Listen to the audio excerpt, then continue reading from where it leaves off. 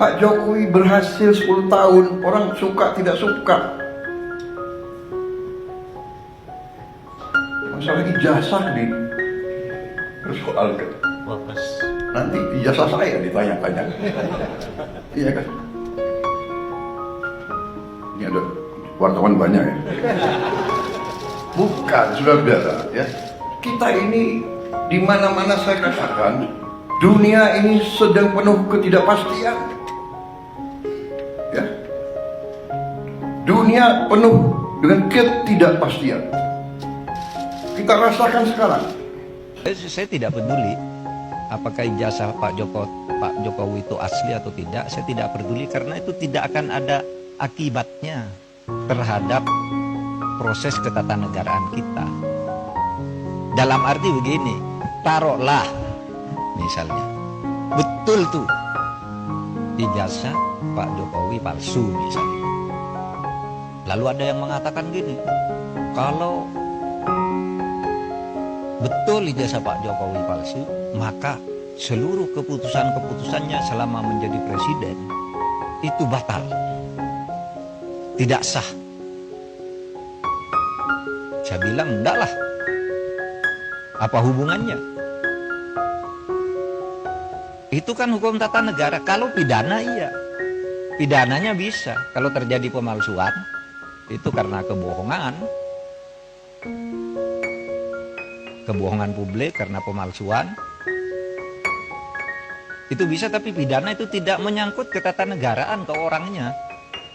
Kalau ketatanegaraan misalnya pengadilan memutuskan hari ini, presiden kemarin ijazahnya palsu, maka semua keputusan saya bubar negara ini. Undang-undang pemilu dia yang buat, pemilunya udah selesai, yang tanda tangan tuh presiden, apa tidak sah? Yang mengangkat hakim-hakim tuh tanda tangannya presiden, hakim MK. Apa putusannya batal semua? Pengangkatan menteri diangkat oleh presiden, tidak sah? Apa batal semua itu kebijakan perjanjian internasional dan sebagainya? Tidak bakal tidak sah. Karena apa? Kalau pendekatannya hukum tata negara dan hukum administrasi negara, itu dalilnya itu keputusan yang sudah dibuat secara sah oleh kedua belah pihak, itu harus dijamin kepastian hukumnya. Wah, itu berlaku. Kalau salah ya sudah, misalnya kita kontrak dengan Cina, bikin jalan tol gitu, bikin kereta api gitu. Karena kita tidak senang lalu mau batal, ya Cinanya tidak mau. Kita terikat oleh hukum internasional juga dalam sengketa internasional. Atau kampus-kampus ini menjadi tidak sah semua ijazahnya. Karena apa? Yang mengangkat menteri, rektornya yang menandatangani ijazah itu. Menteri itu diangkat oleh presiden. Oleh sebab itu jangan terlalu ngelantur. Bicara keabsahan ijazah presiden kok dibilang lalu keputusannya tidak sah. Karena saya mengatakan begini, ini ada aja yang nanggapi. Saya lihat di TikTok, seakan-akan apa? Mahfud MD sekarang sudah berubah, sudah mendukung Pak Jokowi. Dia mengatakan bahwa kalau ijazahnya Pak Jokowi palsu, keputusannya tidak batal. Lah iyalah, bukan karena mendukung, memang begitu. Coba, teori apa yang bisa menyatakan itu? Kecuali pidana ya. Kalau pidana personal, bukan pada keputusan ketatanegaraan. Iya, saya bilang. Yang saya katakan begini, ada yang tanya juga, Pak Mahfud, Anda kok nggak ikut-ikut nih? Ikut dalam gerakan menggugat ijazahnya Pak Jokowi. Saya tidak punya kepentingan. Apa? Kepentingan saya tidak ada. Makanya itu ditolak. Ditolak oleh pengadilan tuh bukan karena pengadilannya salah. Ini mari saya jelaskan. Biar nanti saudara kalau mencari celah ngatur pelanggaran presiden yang terlanjur terjadi itu di undang-undang kepresidenan mau diatur bagaimana. Saya dengar paper yang masuk sudah banyak. Coba nanti dipilih butir. Ya begini. Yang gugat ijazahnya Jokowi ini pertama masuk ke gugatan peradilan perdata. Saudara, keabsahan ijazah kok digugat ke pengadilan perdata, pengadilan bilang bukan wewenang saya. Jadi benar pengadilan itu bilang, NO, saya tidak dapat nerima ini karena bukan wewenang. Tugas pengadilan itu bukan mencabut ijazah. Terus apa dong? Lagi pula, kalau perdata itu ya seperti teorinya, perdata itu yang menimbulkan hak dan kewajiban. Orang bisa melakukan gugatan perdata kalau ada perjanjian kontraktual, kontrak di antara kedua pihak di mana yang satu tidak memenuhi syarat. Kapan Pak Jokowi melakukan kontrak dengan orang yang menggugat itu? Mewakili siapa dia? Iya kan? Pengadilan begitu. Saya tidak membela Pak Jokowi, tidak juga membela pengadilan. Benar dia, justru kalau dia memutus salah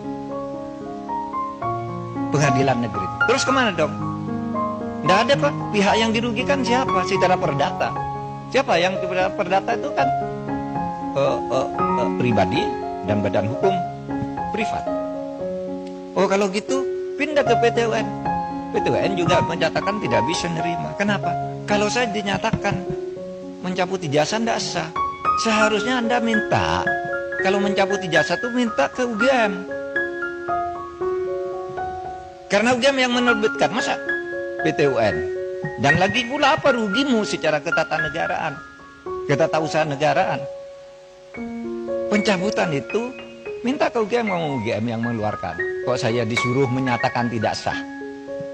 Kalau Kalimantan suruh nyatakan tidak sah, pasti NO dong.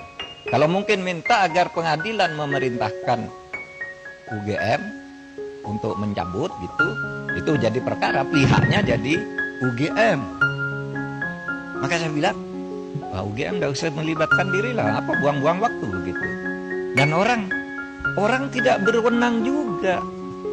Lembaga hukum perdata privat, kelompok orang datang ke UGM memaksa saya minta lihat ijazahnya Pak Jokowi, nggak bisa. Kalau begitu setiap orang bisa datang ke sana minta melihat ijazahnya Pak Mahfud itu apa. Gitu. Misalnya, saudara nulis nih kayak ini. Profesor Dr. Muhammad Mahfud MD SHSU, benar. Tapi sekarang yang beredar Profesor Dr. Muhammad Mahfud MD SHSU MIP. Yang di kepres yang terakhir itu ada MIP-nya. Saya tidak pernah mengusulkan nama MIP itu. Tapi saya tahu kira-kira orang yang membuat kepres ini tahu bahwa saya punya gelar MIP dari UGM.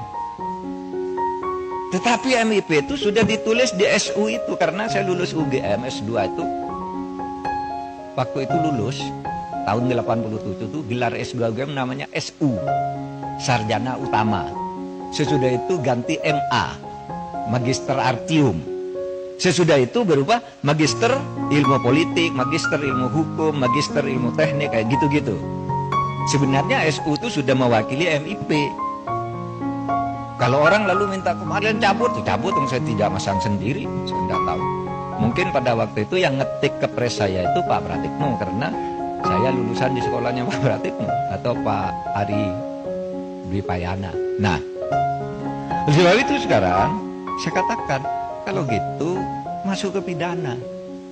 Nah kalau ke pidana itu kan masuk ke pidana, malah yang dihukum orang yang menyebarkan berita bahwa ijazahnya palsu. Dihukum bener, ya dihukum, masuk penjara 2 orang. Karena apa? Dianggap menyebarkan berita bohong. Sekarang masih di penjara, belum keluar. Malah yang punya ijazahnya tidak dipersoalkan. Sekarang jalurnya sudah masuk, tinggal politisnya bisa enggak? Karena yang dilaporkan sekarang, ya, yang dilaporkan sekarang itu adalah pemilik ijazah dan sudah dilaporkan ke Bareskrim. Nah kalau itu arahnya udah tepat, tinggal hukumnya nanti dinilai benar apa tidak itu palsu. Nah kalau gitu UGM boleh hadir, dipanggil pengadilan. Kalau cuma didatangi orang, saya minta ijazahnya, saya minta skripsinya untuk apa? Kalau saya enggak boleh, sudah benar tuh UGM. Jika negara ini berdiri di atas ijazah, maka biarlah kita menilai sejarah dari selembar kertas. Tapi jika negara ini berdiri di atas kerja keras, mari tanyakan pada hatimu apa arti sebuah fitnah saat kenyataan bicara lebih lantang. Sudah bertahun-tahun kita menyaksikan tuduhan ini dilempar berulang kali. Ijazah palsu, bukti hoaks, konspirasi global, tapi tak pernah satupun vonis yang mematahkan keabsahan Jokowi sebagai presiden. Ya, karena negara ini tidak bisa dihancurkan oleh teori yang tak berdasar. Saya tidak peduli apakah ijazah itu asli atau palsu, ujar Mahfud. Kalimat ini menyentak, mencambuk, menusuk kesadaran banyak orang. Tapi dengarlah lanjutannya. Karena keputusan kenegaraan yang diambil oleh seorang presiden tidak bisa dibatalkan hanya karena selembar ijazah. Begitulah hukum, bukan panggung hiburan. Bukan tempat membuktikan opini dari screenshot Facebook. Mahfud, sang profesor hukum, menyajikan realita.